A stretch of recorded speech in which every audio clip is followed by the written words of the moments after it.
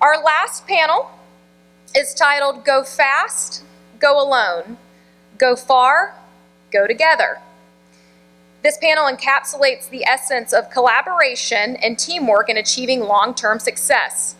While individual speed and agility might propel one forward momentarily, sustainable progress and enduring achievements are often the result of collective effort and cooperation. When individuals combine their strengths, skills, and perspectives, they create a synergy that amplifies their potential and enables them to tackle challenges more effectively. In this journey towards shared goals, mutual support, trust, and unity become pillars of success. By prioritizing collaboration over individualistic pursuits, individuals go further and create a lasting impact beyond their achievements. Our Go Fast, Go Alone, Go Far, Go Together panel is brought to you by PRI. Your moderator for this panel is Victoria Thomas, the owner and CFO of Kellymoss. Kellymoss is a Porsche-focused brand that is the largest race team in North America by car count and the most successful team in Porsche history by podium count. In 2024 alone, Kellymoss achieved 159 podiums and 9 national championships. Beyond overseeing the company's finances, Victoria is deeply involved in corporate culture and brand vision strategy with an online driver academy, an immersive membership program, and more. Victoria Thomas.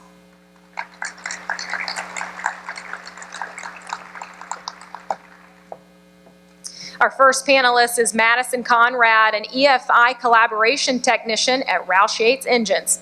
Began racing stock cars at the age of 14 on local dirt and asphalt tracks in Albuquerque. In 2021, Madison was selected to be part of Peretta Autosport's entry into the 105th running of the Indianapolis 500 as a mechanic in the inside rear tire changer. In 2022, she started in her current role of the EFI collaboration technician for Roush, responsible for the creation and implementation of engine calibrations for testing and race events, data analysis, and trackside support to ensure optimum engine performance. Madison is now pursuing an engineering degree at Embry-Riddle Aeronautical University to further a career in motorsports. Yeah! Fan club. Emily Miller is the founder and owner of Rebel Rally Enterprises. Visionary behind the Rebel Rally, the longest competitive off-road rally in the U.S., established in 2016, the first women's off-road navigation rally in the country, emphasizing skill over speed with no GPS, cell phones, or external assistance allowed. Emily has organized driving events and coached over 8,000 individuals in off-road driving, recently supported the first women's motorsport event in Saudi Arabia after women received the legal right to drive. Appointed to the Off-Road Motorsports Hall of Fame Board of Directors in 2024. Emily Miller.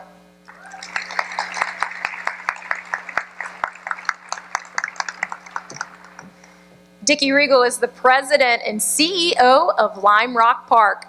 Along with 2 partners, formed an investor group in 2021 to purchase Lime Rock Park from Skip Barber. Serves as both an owner and CEO of the park, overseeing all of its operations. Founded in 1957, Lime Rock is one of America's oldest and most famous road circuits, hosting major public racing events including NASCAR, IMSA, Speed Tour, Trans Am, USAC, and more. Lime Rock hosts major sports car clubs, racing schools, and other events at its 400-acre facility in Northwest Connecticut. Get on up here, Dickie.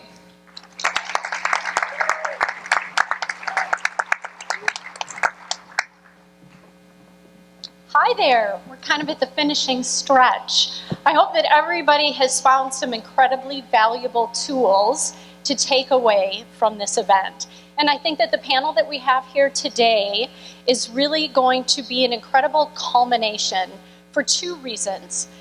First and foremost, I think that racing is utterly and completely defined by teamwork. It doesn't matter how good the driver is. If they don't have a successful team behind them, they can't achieve their goals. It doesn't matter how good a technician is. It doesn't matter how good an engineer is. It demands a team. And so for that, in motorsports, I think it's very fitting.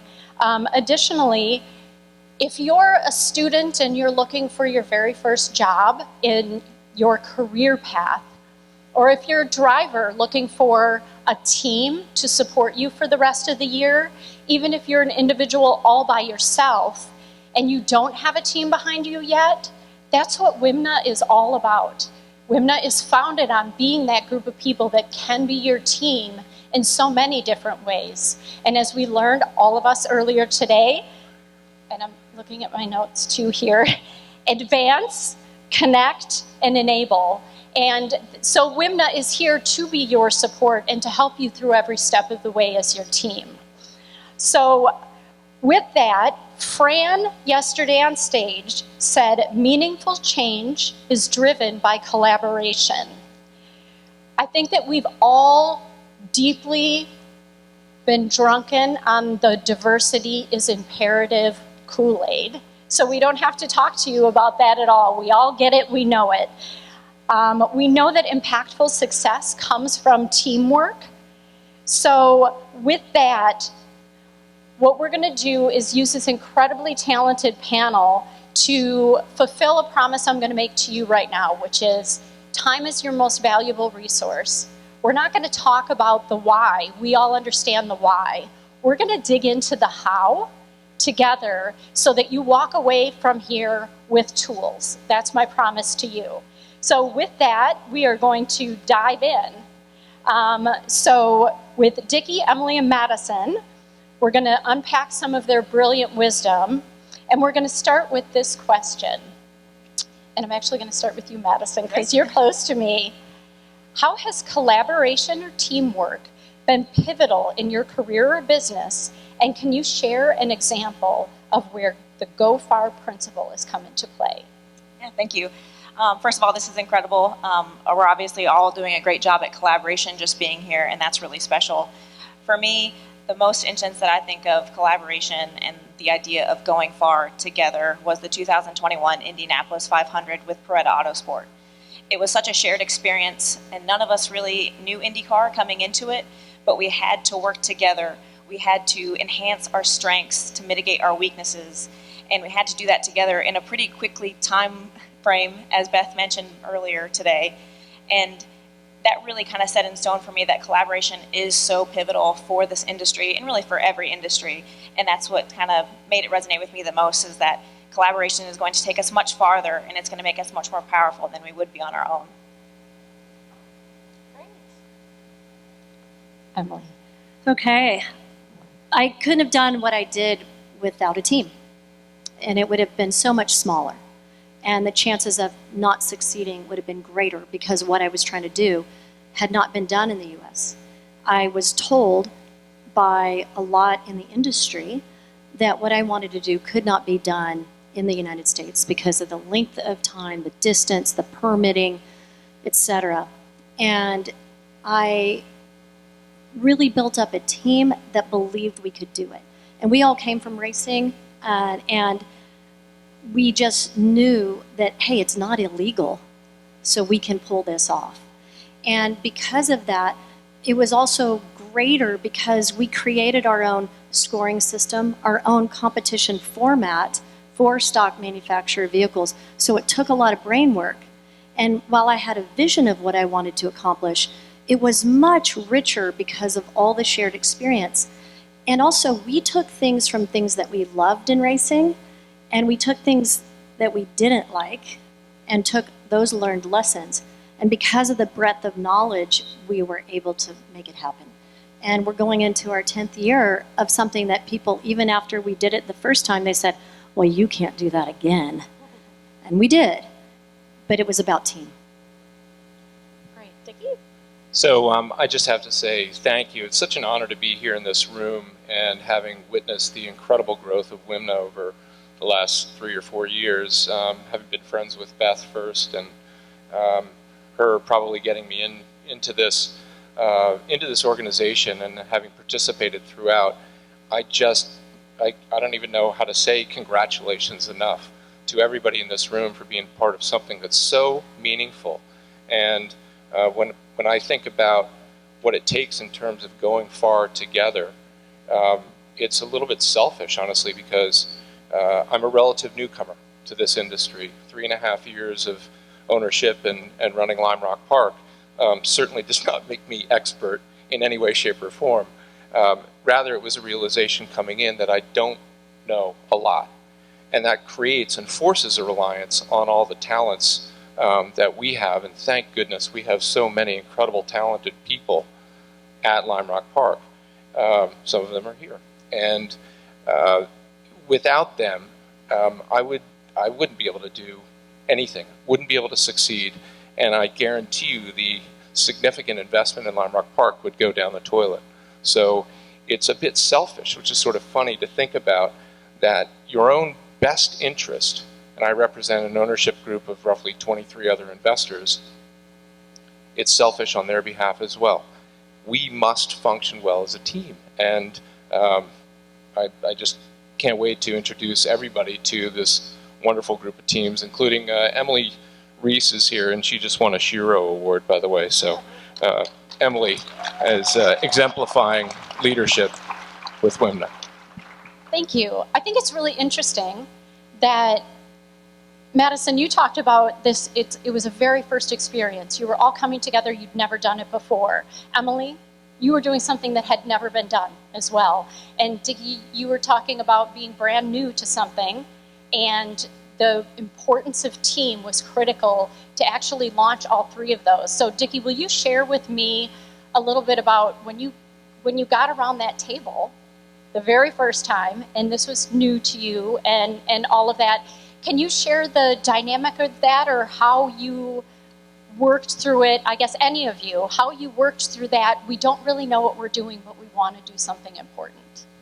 I don't know if I said it on the first day around the table at Lime Rock Park, but I think all of us, wherever we are in our careers, we call upon our experiences. And my most recent experience was working in the RV and bus industry, and I learned quickly in that industry, where I also entered it not knowing much about it, left knowing a lot more, that it's all about the people that in that manufacturing business.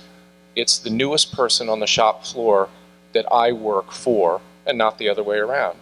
I think Doug Bowles said it yesterday from Indianapolis Motor Speedway, that the employees are the bosses. They're the ones that are in charge because they're customer facing.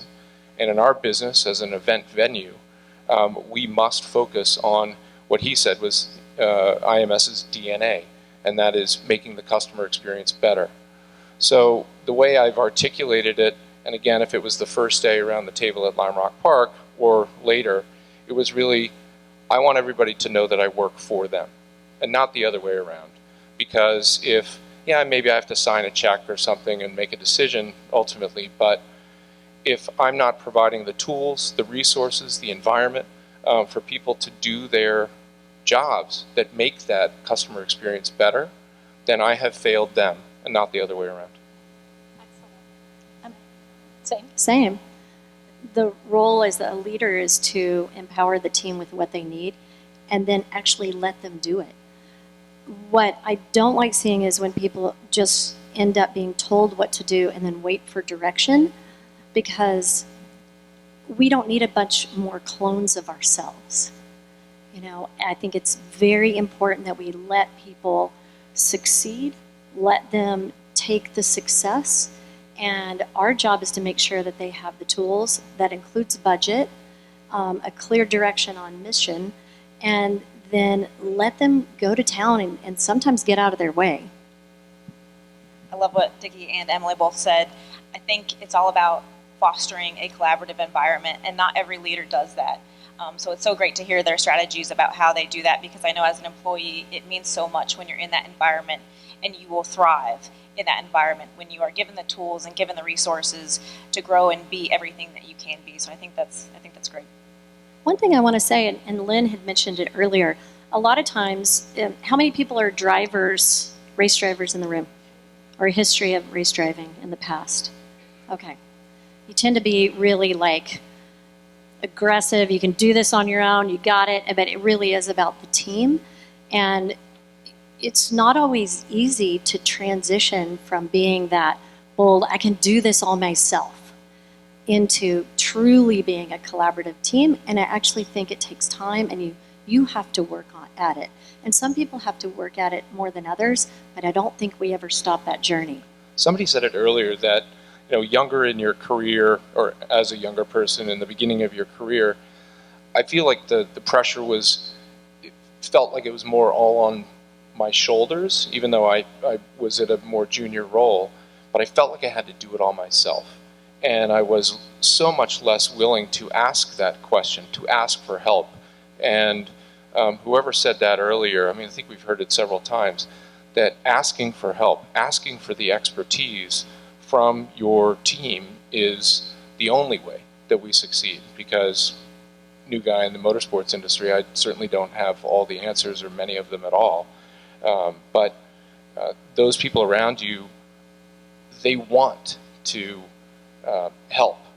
And I think too often now, particularly in politics, I think we have a lot of people that say, oh, I'm a leader and I'm going to do everything. It's all about I, me.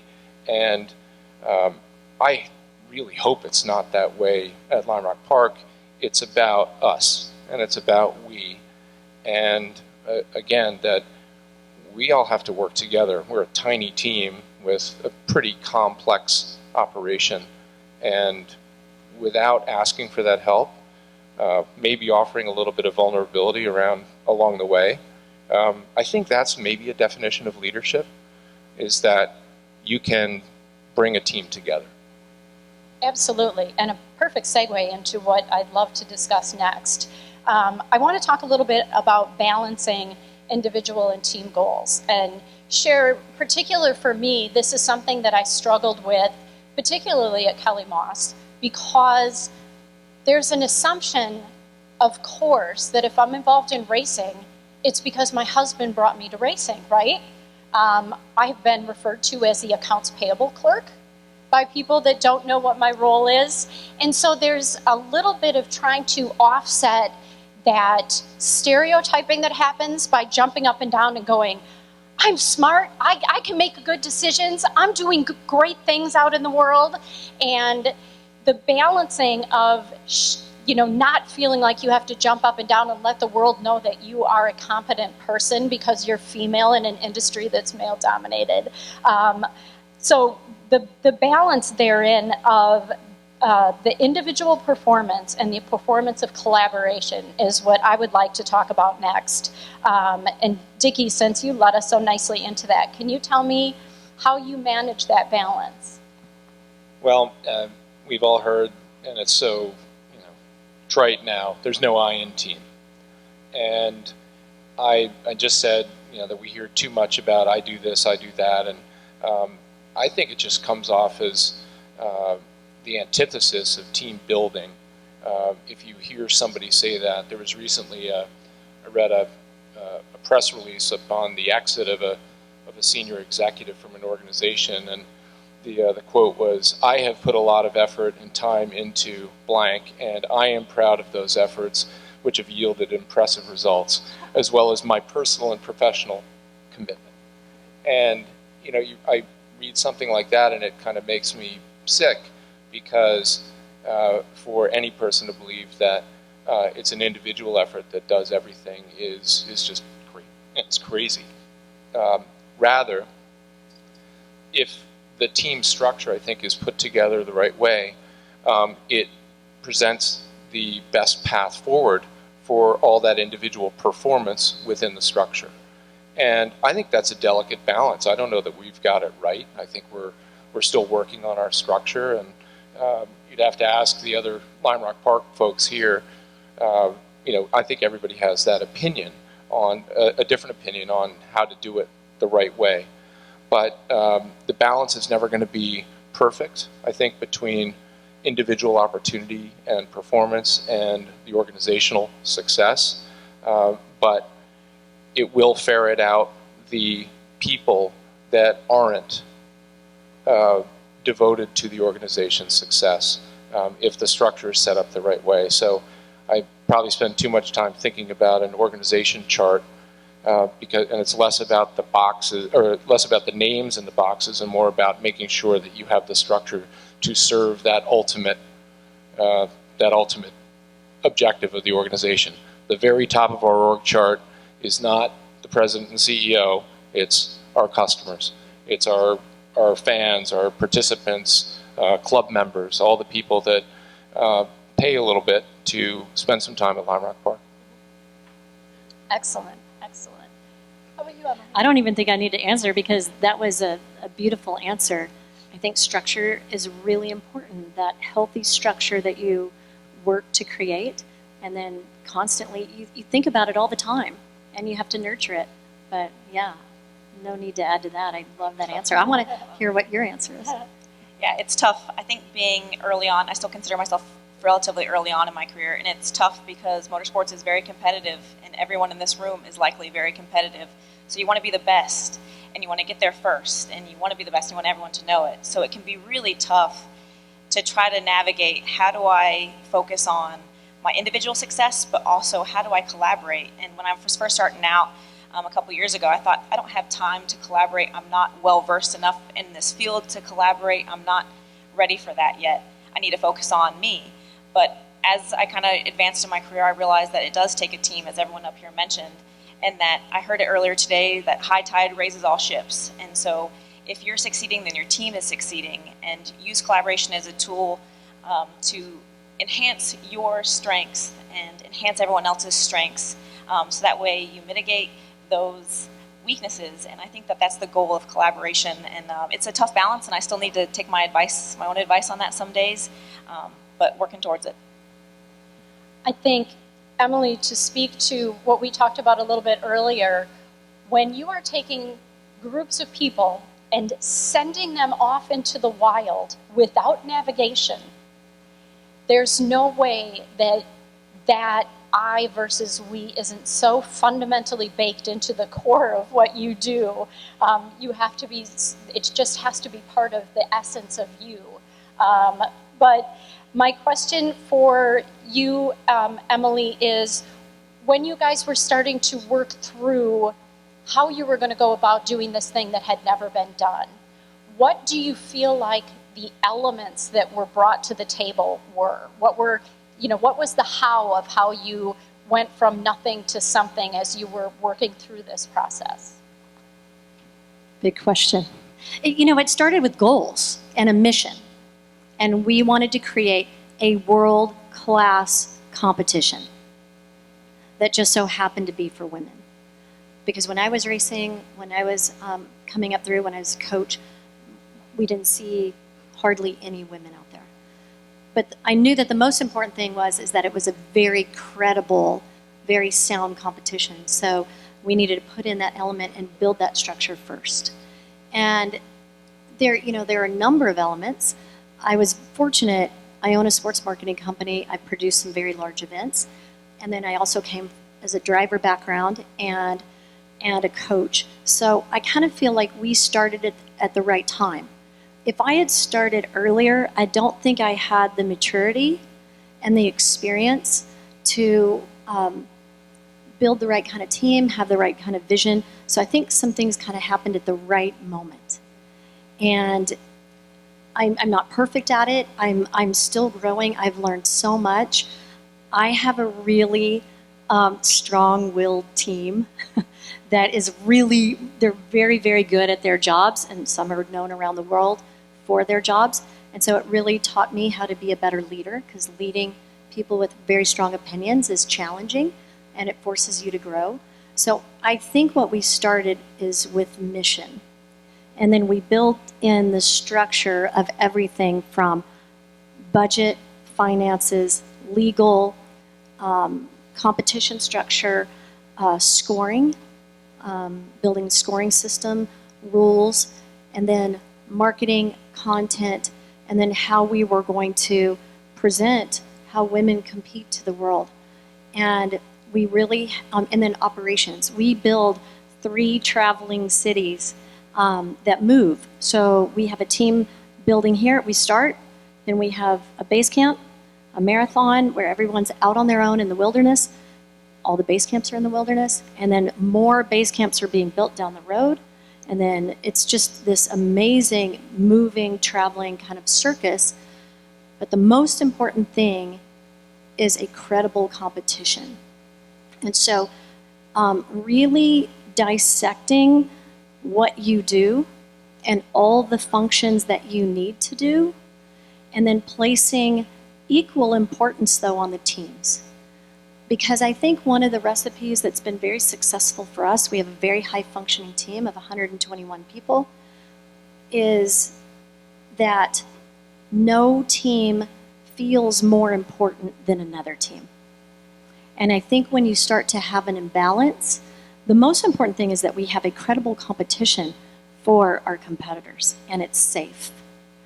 But regardless, every team needs to feel just as important and not outshine, another team isn't outshining them. And I think you have to work at that, because it's sometimes easy to get a bold personality in a lead role that then they can come in and take a lot of resources, time, and attention. And as a leader, that's a challenge. But also as a team, sometimes as a team member, you need to let your lead or your boss, whoever's the boss up, know that you can feel that happening. That was excellent. And a masterclass on how to start a business. Make sure you get your It's so funding amazing. dialed. I mean, you started this, and it's not like you had a roadmap or a structure that was already existing. So it's really impressive. Well, And it's really fun.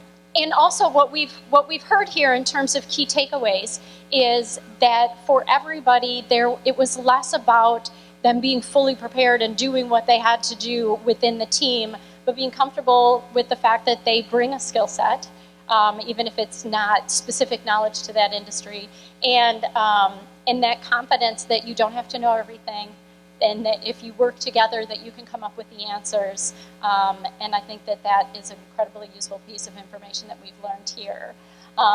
Madison, as you talked about sort of being newer to your career, what have you seen in terms of what's been presented to you in the environments of teamwork that you found most valuable as you're learning and growing for the first time in this area?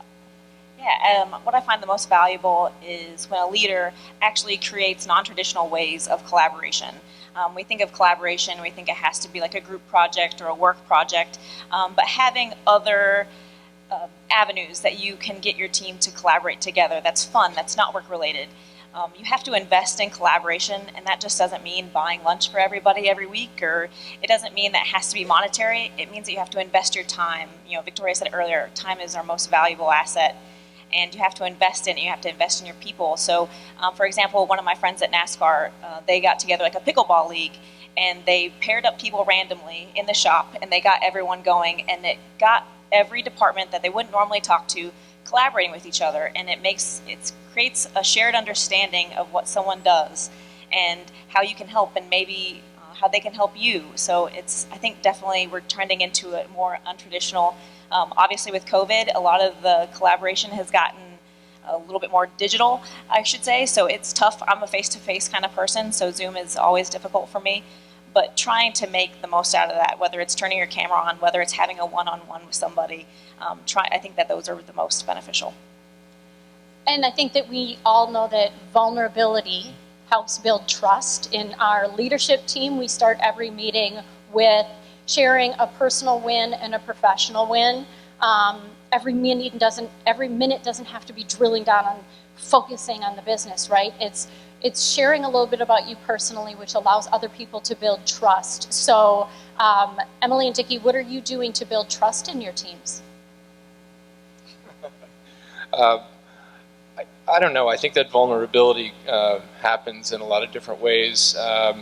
My friends here will tell you that I also like to blow off steam, and get together with a group. We celebrate, particularly during Grid Life, where our Grid Life event is wonderful. I can't say enough great things about the people at Grid Life, but they do a lot of their own work, and so it takes a little pressure off of us. So we gather for drinks on the final day and sit at one of our Airstream trailers and watch the racing and blow off some steam together. We get up on stage and do the karaoke at Grid Life. I'm saying we, it was actually me. And there's this crazy photo of me with a microphone like this, and it's not flattering. Somehow large versions of it got laminated and placed all over Lime Rock Park, and I could complain about it and rip them down because they're not flattering. But the fact is that we're having fun together, and if we can do that, it just makes it all the more real when you're asking somebody to really go the extra mile, because you're willing to do it with them, and you're willing to have some fun along the way, and maybe make some mistakes too. Perfect. Emily? That's great. We have a saying that what happens on Rebel stays on Rebel, so we might not tell all the good stories, but I want to see that photo. No, you don't. No. But you do. You have to have fun. And the other thing, one thing that we do too, is just check in on each other and each other's families and what's going on and doing the work, and to just check in.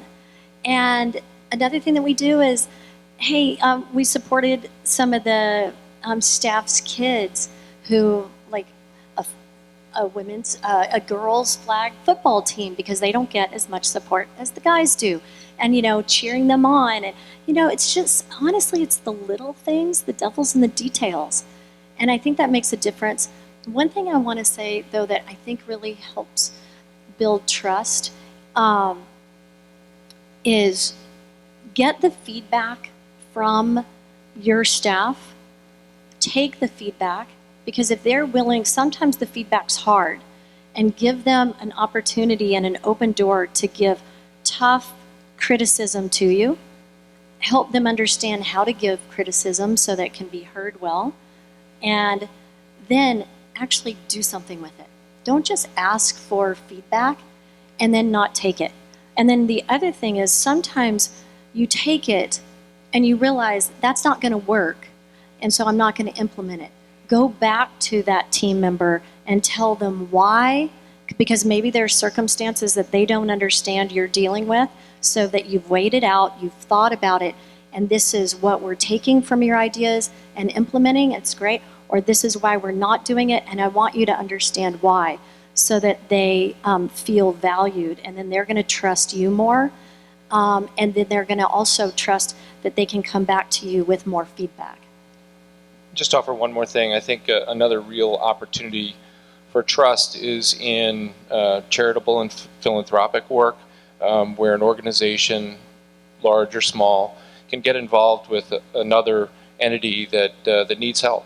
And we're really proud of some relationships that we have at the park, hosting the Northeast's largest horticultural event that benefits an organization that's focused on domestic violence. We also have a key relationship with the Hole in the Wall Gang camp that was born out of Paul Newman racing at Lime Rock Park all those many years ago, over many years. And that relationship with the Newman family, and being able to do a little work just to help them. We have an off-site in the spring, and bring the vast majority of our staff to rake up and clean up the camp in advance of the kids showing up. And these are kids who are in dire need of love and help. So, those things are great opportunities where you're all doing something together that's maybe not focused on what you typically do every day. Yeah, and I think that we have to, there's a stigma, right, like the fall catches and, some of the forced teamwork building stuff that has happened in the past. We try to be a little bit more natural with it. I think that, for our team as well, lubrication often is really helpful, right? Everybody has a couple of drinks, and certainly in motorsports, celebrating wins together, that's just tremendous team building, and we're very, very fortunate to have that baked right into what we're doing. So with that, we are in an increasingly digital world. our interactions with other people, now very much our interactions with coworkers. I'm curious from each of you, how many people have remote positions that they interact with work? And Madison, as the youngest member of this, I'm particularly curious about your opinion about how we navigate those waters and build trust and build collaboration and still deal with the fact that there's a lot more digital happening in our lives. Absolutely. So I'm sure like most companies, after COVID, Roush Yates engines went to majority Zoom meetings and online Teams meetings, which is a really tough transition because we're all a team and we're so used to working really close together. We have a shared goal every single weekend to go win races, and so to kind of take that away, we had to get really creative on how we make those meetings the best that we can. And it's really about being intentional with your time, being intentional with the meeting, and setting clear goals before you go into a Zoom meeting, whether it's sending out an email and say, this is what we're going to talk about, this is the agenda. That kind of can really steer the conversation because it can get lost. Someone's doing something else while they're logged into the computer. So, and really about interaction, making sure that, you almost have like a round table. I've seen that more and more in our meetings, that we go around and ask everyone on the call to say something, because it gets everyone engaged and it keeps people focused, because I know it can be tough in a digital time to maintain that teamwork. Yeah, so I'm hearing that getting more interaction on the call is a takeaway that can be effective in maintaining that. Do you do digital? Oh, extensively. And during COVID, my right arm, yin to my yang, she's worked with me full time for 14 years, moved to France during the pandemic. And it was really hard because we have such good energy together. And she's 8 hours ahead. And we have to work together every day. It's hard, but it is really about disciplining your time to make sure that it's really easy to let it go and to not stay on top of things, and you just can't do it, and you've got to do the work, and you've got to check in. I ask her to hold me accountable as well, like manage in multiple directions. And then we have online meetings. I don't use Teams. Teams makes me crazy. Sorry. On Zoom. But the other thing, though, that's very important for us is to get together in person periodically, because I think there's nothing like being in person, because there is an energy that when you've been doing all online meetings and then you get together in a room with people, and the amount of creativity, and I think that's where we are, is figuring out how to bridge the gap between both and make the hybrid really electric and collaborative. It's hard. We had a really amazing Teams or Zoom meeting, I can't remember which it was, in preparation for this. That was several weeks ago. But how much more amazing is it to be here together? At least it is for me. I'm just delighted. I get so energized in being in a room with so much talent and recognizing that there's so much to learn here.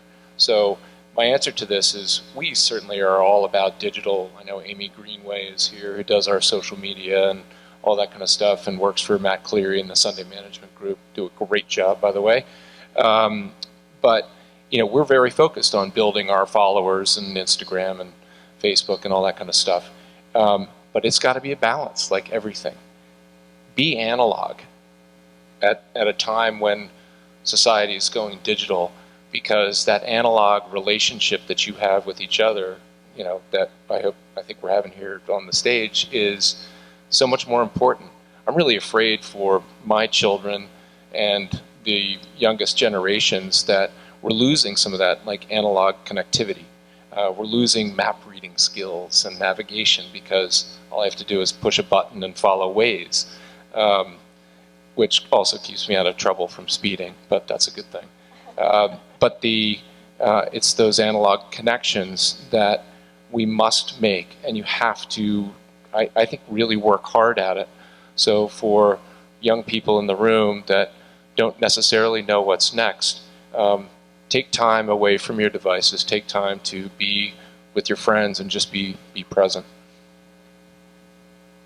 I do want to say that I'm impressed with some of the really neat young people and students who've come up to me and not been afraid. They've been living into their high school life and college life in COVID and going digital, and not being afraid to walk up and say, "Hi, my name's so-and-so. What do you do in motorsports?" And really excited to talk. So I congratulate everybody. I think it's really impressive. Yeah, I agree. One last question. What trends do you see shaping the future of teamwork and collaboration? I think, Dickie, you obviously, being in person is the start of that, but where do you see us going? So I learned a long time, I don't know if this is the future, but it was one of the first, aha moment realizations about the power of a team. And it was back in the manufacturing days at Airstream when we were embarking on a company-wide lean initiative. And in order to make that happen, to become more efficient, it began with recognizing the individual personality types. We talked a little on our call about those old Myers-Briggs personality testing. I did that a long, long time ago, and I learned who I am and my traits, but much more importantly, I learned how people see me and how my weaknesses are complemented by everybody else's strengths. And that's complement with an E, complement, that those complementary traits are most critical, particularly in a digital age, to recognize them and be able to harness them, harvest them, whether you're online or in person. Because where I'm really bad, I'm awful at reading contracts, and I just get lost and fall asleep, and I don't like that very much. So, but I have people that are much more analytic and really thrive in that regard, and so we need each other. So it's not about the future; it's really about realizing the present again, and where your strengths are, where your weaknesses are, and it's all about the team. That's where we go far together. Yeah, perfect. I think the trend is we're kind of right in the middle of it, which is figuring out how to bridge remote with in-person and how to get the most out of the way we work. And I really hope that leaders really look to give people flexibility, but also keep them connecting together. And I think what's going to be very interesting over the next, let's say, 5-6+ years is we're going to have a lot of we're right in the middle of it now, but very different models. Some people are saying you have to be back in the office. Some are you have to be in 3 days a week or whatever. But how that looks. And it is going to be a lot of work for both team members and leaders. But I think that people are really wanting to, really encouraged, because people really want to get back together in person, but also want to have that flexibility. And I think there are probably going to be some tools and trends that develop from that. But I think it's going to be exciting. Yeah, I can't agree with both of you enough. I think a trend, like Emily was saying, trying to bridge that gap with events like this. I've met so many people in person today that I've just seen online through Instagram or social media, email, whatever it is. And this definitely helps bridge that gap. And this creates a bigger connection for all of us. So whether it's big events like this, whether it's smaller events, supporting those events, I think is going to be a trend for all of us that we can all easily get into. Victoria, I'm just so curious. I think everybody would love to hear your thoughts about your team and what you do, to go far together at Kellymoss. Everything, of course, is about the team. And it's such a journey to go from being someone who has been successful in life because they're really good at doing a thing. And then you grow to a particular point and you turn around and you look and you go, oh, shoot, we're really big. We need, who's steering this ship? All of your duties completely shift all of a sudden to culture and leadership. And it's just a very different transition that we've gone through the last couple of years with our growth. And for us, the absolute most important thing we can do right now is to is to educate and grow our team. We've spent so much time focused on leadership and helping everybody be able to give the tools to every tier within our organization so that they can grow. And quite honestly, as I promised everybody that everybody would have a takeaway when they left this event, exactly that. I think that one of the most amazing things that's so applicable to motorsports, but if you think about the Army, they are given a group of people that they are responsible for. In large part, they are people that don't graduate from high school. They're people that are lost and not sure to do, you know, there are some obviously very talented, very strong people that choose to join the military, but there's also a lot of people that join by default. And they take that group of people and they turn them into the most competent leaders our country has. How do they do that? There's one tool that they use, and that tool is the debrief. And so we did little bookmarks for you. On top of every toolbox, there's bookmarks that talk you through a debrief. And basically what it is every time there's something that's important that's happening in your company, whether it's a race, whether it's a project you're launching, for us we do the Porsche project builds, the very first step is always having a clear understanding of what success looks like, what's our goal.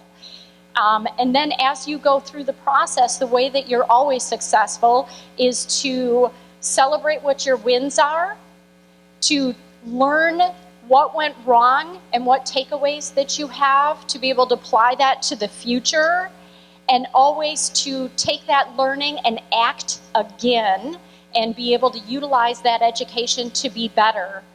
And you know, the sort of the closing note on here is that debriefing isn't about blame, it's about growth, it's about success. It is a huge team building skill because people walk in and they're nervous they're going to be blamed for something, and it has everything to do with making the whole company better. So I wanted to make sure to be true to my promise that everybody had a takeaway that I think is imperative for teamwork and success. And so I appreciate you all coming to share your time and your wisdom with us, and hope everybody was able to get, not just from this panel, but from this event, some incredible takeaways to make you go farther together. Thank you, Victoria. Thanks, everyone. Thanks, Victoria.